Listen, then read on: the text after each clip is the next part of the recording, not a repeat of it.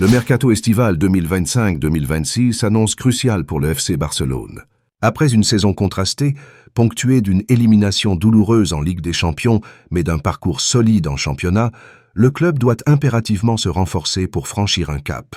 Plusieurs lacunes ont été identifiées, tant sur le plan défensif qu'offensif, et la direction sportive est attendue au tournant.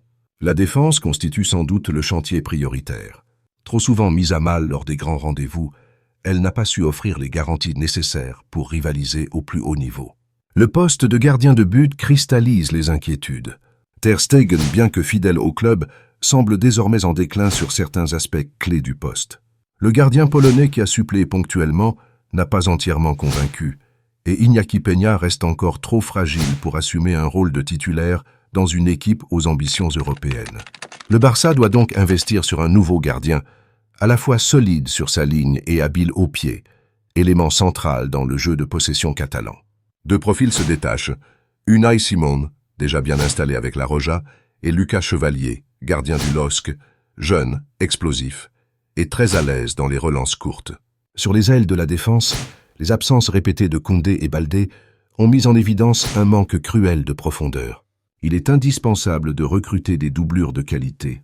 À droite, Juan Foyth, Villarreal, rapide, combatif et expérimenté, représente une piste très crédible, avec un coût estimé autour des 20 millions d'euros.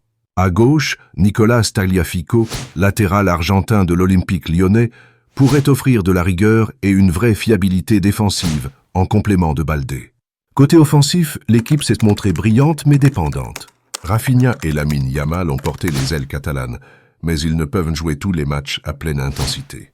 Il devient urgent de leur offrir de la concurrence et du soutien, via un joueur capable d'évoluer sur les deux côtés de l'attaque. Brian Zaragoza, désormais à Osasuna, est une option intéressante.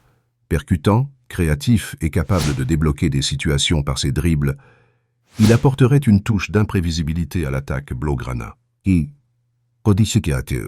Une autre piste plus coûteuse mais séduisante. Luis Diaz, ailier de Liverpool, réputé pour son explosivité et son expérience au très haut niveau.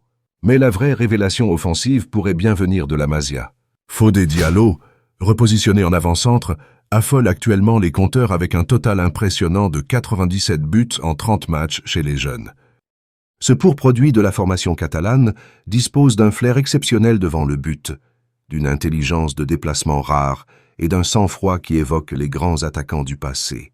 Il mérite une intégration progressive dans le groupe professionnel dès la saison prochaine pour préparer la succession naturelle de Robert Lewandowski, dont le rendement décline avec l'âge. Dans un contexte budgétaire toujours sous tension, il est impératif de faire preuve de lucidité dans la gestion des départs.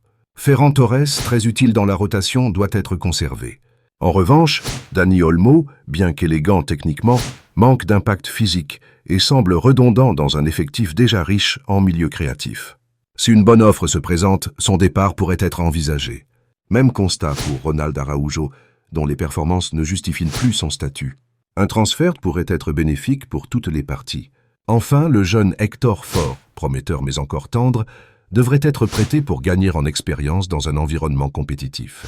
En somme, le mercato 2025-2026 s'annonce stratégique pour le FC Barcelone. Le club doit renforcer ses fondations sans trahir son identité, miser sur ses jeunes, corriger ses fragilités et poser les bases d'une équipe capable de reconquérir l'Europe. Le talent est là, l'exigence aussi.